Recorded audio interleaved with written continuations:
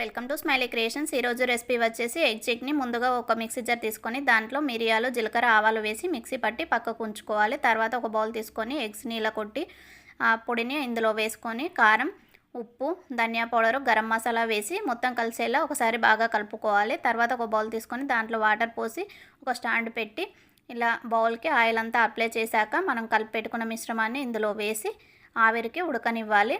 అది ఉడికిన తర్వాత స్పంజ్లా అవుతుంది. తర్వాత ఇలా కట్ చేసి ముక్కలుగా చేసి పక్కకు పెట్టుకోవాలి. తర్వాత ఒక బౌల్ పెట్టుకొని దాంట్లో ఆయిల్ వేసి ఆయిల్ హీట్ అయ్యాక మనం కట్ చేసి పెట్టుకున్న ముక్కల్ని అందులో వేసి బ్రౌన్ కలర్ వచ్చేంత వరకు ఫ్రై చేసుకొని తీసి పక్కకు పెట్టుకోవాలి.